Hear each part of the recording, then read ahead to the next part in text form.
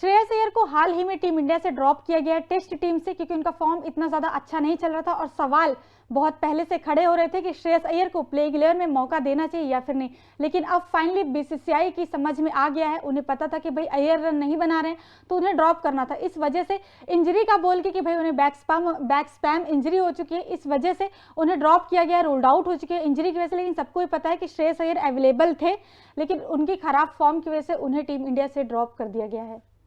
बिल्कुल श्वेता, जैसे कि श्रेयस अय्यर की परफॉर्मेंस रही है, अगर हम दो टेस्ट मैच अभी खेले गए हैं उनमें उनको मौका दिया गया था। दोनों पारियों में अगर हम रन की बात करें तो पहले मैच में दोनों पारियों में उन्होंने 48 रन बनाए और दूसरे मैच की दोनों पारियों में मिला के 56 रन बनाए। और ये तब है जब श्रेयस अय्यर एक स्पिन के एक अच्छे बैट्समैन माने जाते हैं। उनको ओडीआई क्रिकेट भी खेला, वाइट बॉल क्रिकेट भी काफ़ी खिलाया गया इंडिया में और टेस्ट में अब उनको अच्छा खासा अनुभव हो चुका है। इसके बावजूद स्पिनिंग ट्रैक दोनों जो मैच हुए, जो स्पिनिंग ट्रैक पे खेले गए, वहाँ पे भी अगर श्रेयस अय्यर परफॉर्म नहीं कर पाए हैं तो जाहिर सी बात है आलोचना होना बनता है। हाँ, स्पिन के बहुत अच्छे खिलाड़ी हैं श्रेयस अय्यर, पेस पे थोड़ा फंसते हुए नजर आते हैं, शॉर्ट बॉल पे थोड़ा फंसते हुए नजर आते हैं, लेकिन स्पिन बहुत अच्छी तरीके से खेलते हैं। लेकिन हमेशा ही हमने यहाँ भी देखा कि जैसा कि ऋषभ ने बताया कि स्पिन ट्रैक के वाइजैक की बात करें या हैदराबाद टेस्ट की बात करें, वहाँ पे वो स्पिन पे ही फंसते हुए नजर आए। लेकिन अब श्रेयस अय्यर को आगे क्या करना चाहिए, क्योंकि अब वो टीम इंडिया से ड्रॉप हो चुके हैं, अब किस तरह का खेल उन्हें दिखाने की जरूरत है, इस बारे में संजय मांजरेकर ने बहुत बड़े स्टेटमेंट दिए, बहुत बड़ा बयान दिया है, एक कह सकते हैं कि नसीहत दी है श्रेयस अय्यर को। चलिए इस वीडियो में नजर डालते हैं उनके बयान पर। अय्यर को यह तय करना होगा कि वो किन प्रारूपों में प्रयास करेंगे और उत्कृष्ट प्रदर्शन करेंगे। यदि टेस्ट उनकी प्राथमिकता बनी रहती है तो उन्हें अपने रक्षात्मक खेल पर काम करना होगा, चाहे वो गति और उछाल हो या स्पिन हो।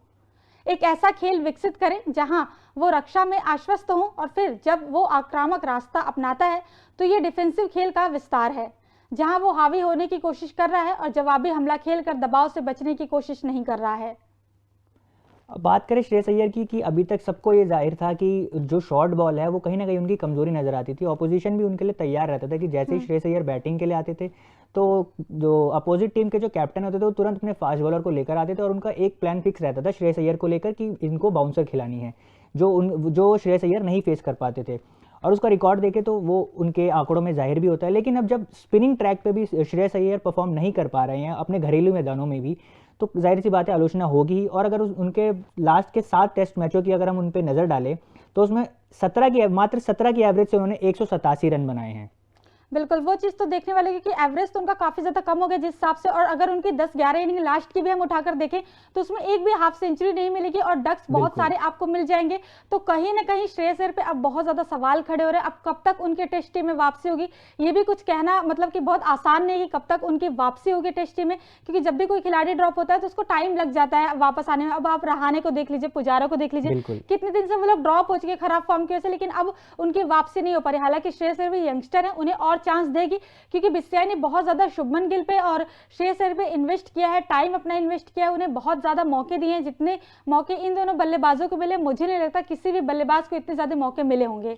और जाहिर सी बात है जब किसी बड़े प्लेयर या किसी पूर्व खिलाड़ियों से अगर आपको नसीहत मिलती है तो आपको जरूर उनकी बात सुननी चाहिए, जो कि आपको करना चाहिए, अपने एटीट्यूड में उसमें चेंज लाना चाहिए। लेकिन हम देखते हैं कि श्रेयस अय्यर को जिस तरह से प्रेस कॉन्फ्रेंस में भी एक जर्नलिस्ट ने उनसे पूछा था कि शॉर्ट बॉल पे आप फंस रहे हैं, जब उनसे पूछा गया था स्टार स्पोर्ट्स के जब नेटवर्क पे पूछा गया था तो उन्होंने एक तरह से अग्रेसिव वे में उसका रिस्पॉन्ड किया था कि आपको क्या लगता है मैं शॉर्ट बॉल पे अच्छा परफॉर्म कर रहा हूँ। तो कहीं ना कहीं उनके एटीट्यूड में भी नजर आया कि वो अपने बदलाव उतना नहीं करना चाहते, वो अपने गेम को लेकर अभी संतुष्ट है। लेकिन जो संतुष्टि उनको अपने गेम को लेकर है, जो उन्हें लगता है वो ठीक कर रहे हैं, बट वो आंकड़ों में कहीं ना कहीं नजर नहीं आ पा रहा है। बिल्कुल, मतलब कि श्रेयस अय्यर का चलिए वो तो एटीट्यूड उनका हमेशा से ऐसे ही रहा है। जब ओडीआई वर्ल्ड कप की बात है, शायद ये जब ओडीआई वर्ल्ड कप चल रहा था और काफी ज्यादा आलोचना भी हो रही थी कि इनकी शॉर्ट बॉल में बहुत ज्यादा फंस रहे हैं, लेकिन फिर बाद में एक मुकाबले में शॉर्ट बॉल को बड़े अच्छी तरीके से टैकल करते हुए श्रेयस अय्यर नजर आए थे। उसके बाद से फिर प्रेस कॉन्फ्रेंस से ये सवाल पूछा गया था। लेकिन अब श्रेयस अय्यर को सीरियसली अपने करियर के बारे में सोचना चाहिए कि अब उन्हें करना क्या, क्योंकि ओडीआई में तो उनका नंबर 4 फिक्स है, वो खेलेंगे। लेकिन टेस्ट टीम में भी फिलहाल नंबर 5 से बल्लेबाजी वो कर रहे थे